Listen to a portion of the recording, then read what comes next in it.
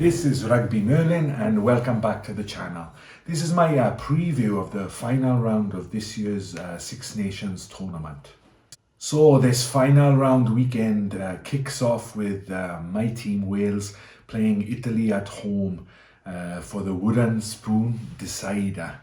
So Italy are in form at the moment, draw and a win in the last two games, and it would be unprecedented for them to get a win now, be the best result, consecutive results that they've ever gotten. And it's up against Wales, who haven't got a win yet in this year's tournament. Wales are struggling to put 80 minutes of play together.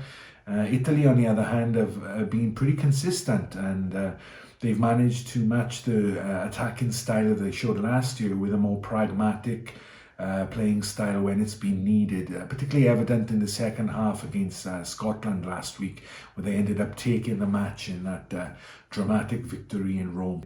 As for the team selected, Gatland got a bit of stick actually for switching up the team that played really well against Ireland over in Dublin, and he made quite a few changes for the game against France, and it went quite well in the first half, and the players that he brought in did okay, but in the second half then Wales got absolutely pumped. Notably Tompkins and George North come back into the side, and just like Wales, George North instantly announced as soon as he gets back into the team that he's retiring from international rugby.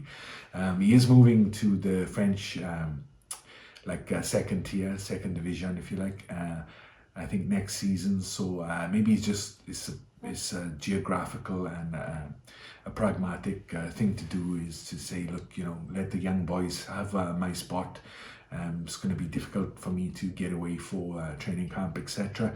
But, as always with Wales, the timing is atrocious. But yeah, maybe he can go out with a bang against Italy. He's up against a very good Italian midfield, though, who played really well, Moncello and Brex last week. And, they're going to have their work cut out, Tompkins and North. But, Wales has still got some good players. Winnett and Daya, who've been playing well. They're in the team. You've got Josh Adams, who is a bit lucky really to retain his place in the Welsh side. He hasn't really done anything, and he hasn't looked good. He's been looked out of sorts compared to his usual high standards. So strange not to see another winger get the shout ahead of him. Italy are unchanged for the game, rightly so. I'm really looking forward to the back row battle, because the Italian back row are really, really busy, and their new number 8 is coming, Vincent, I think, is playing really well, youngster. But by the same token, Alex Mann, who I think has had a great tournament, he's back in for Wales, and when he plays, Wales look like they have a really nice balanced back row, very mobile, but plenty of dog in them, good in defence. So it's going to be a heck of a matchup, I think, in the back row there. As for who's going to take the game, I'd like to say, and I will back Wales to win by a small margin. So I'll take Wales to win at home against Italy to get their first win. But in the back of my mind, I'm thinking if Italy do win, just to make the rest of the weekend a bit more interesting, I'd like them to get a bonus point. So a high scoring game, I think, between Wales and Italy. Wales to take it. If they don't, Italy to get a bonus point win, to leave them in contention with getting a third place finish, contingent on Scotland and France getting nothing out of the games that they play. So let's see what happens.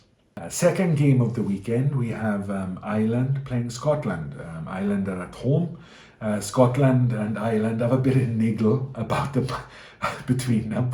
They always seem to be having to go at each other, particularly Scotland, like the petulant younger brother, criticizing the older, more successful brother. But Ireland are unchanged. No surprise there, really. I didn't think Farrell was going to change any of the starting lineup unless he could have, if he could avoid it.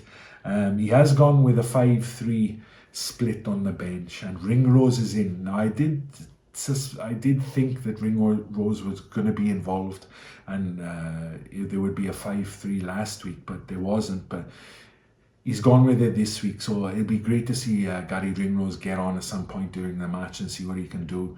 McDowell then is in the centre for Scotland. He's been brought in very inexperienced at international level in place of Redpath, and I thought he had a good game against Italy, so a bit surprised that McDowell's in. Big guy, rangy, good runner, very athletic, so maybe they're looking to maybe stretch the Irish centre partnership a little bit, because essentially they do have kind of more two inside centres playing, although Henshaw is very versatile.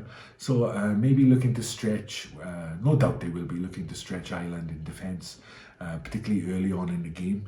And I was really impressed by the way Scotland started last week. In the first 15 minutes, the tempo they played at was exceptional, but as is the case with every game that they play, they switch off. As soon as they get some points on the board, get a bit of a lead, they switch off, and that's a mental weakness. And I don't think Ireland really have that mental weakness. They showed, even not at their best against England, they were still able to stay strong mentally and keep the scoreboard ticking over. And they were leading the game really, and some would say they should have won it, even though they didn't play at their best. So Ireland to beat Scotland. As I say, if Italy get a bonus point win, I hope Scotland don't get anything out of the match in terms of bonus points. I think Scotland will take the lead at some point in the game, particularly early on, but I think Ireland will just grind Scotland down. But you never know. Maybe Scotland have got one big performance in the bank. But I'll choose Ireland to take that one by about 15 points.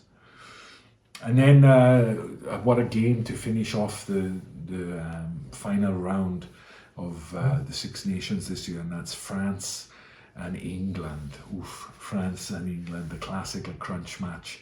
France had unchanged from their big win against Wales, and Galthié seemed to clear house, I think, a little bit, I would say, before the Welsh match, and he stuck with those boys, a lot of young players, and bringing them through finally.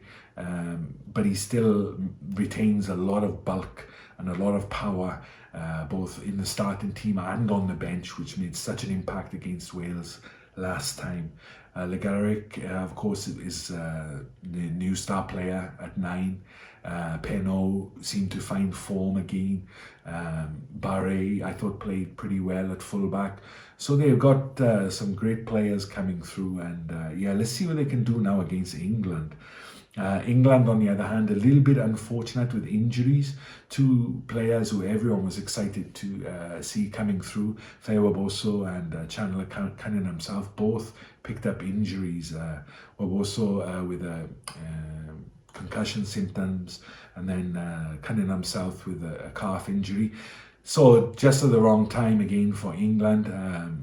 So the side is a bit weak, and because of that, Borthwick wasn't able to back that team that played so well against Ireland. And Marcus Smith is on the bench again, so no doubt he'll come on and try and make an impact. And you're just wondering if it's possible for him to wrestle that number 10 shirt from forward and make it his own. So who's going to win the match? I don't know. It's going to be a tough ask for England. They're going to have to front up in the pack and match France's pace, power, and just weight advantage. I'm not sure how much of a weight advantage they'll have over the English pack, if any, but it was huge against Wales, and it really showed this, particularly in the scrum. And then in the second half, the Welsh players were just exhausted. They were out on their feet for most of that half. So I will say I think France might steal this one just because England are a bit weakened. I think England will give a good account of themselves, not to the level that they were against Ireland, but let's see if they can motivate themselves now to put in a good performance, and that's what Borthwick will be looking for. So I'll take France to win that. So I've taken all the home sides to win in the final weekend. No big upsets, of course, but we know to expect the unexpected with the Six Nations, and like I say, I'll be rooting for Italy quietly. this weekend to do well. I think it's been a great tournament for them. And yeah, I'm excited to see the other two matches, though. There's still a lot to play for, and it's going to be a great finish to the championship. So please enjoy the matches. Thank you for all the support to Six Nations, and hopefully get some reviews out nice and early after the games. So yeah, if you've made it this far, thank you very much for listening, and see you next time. Bye-bye.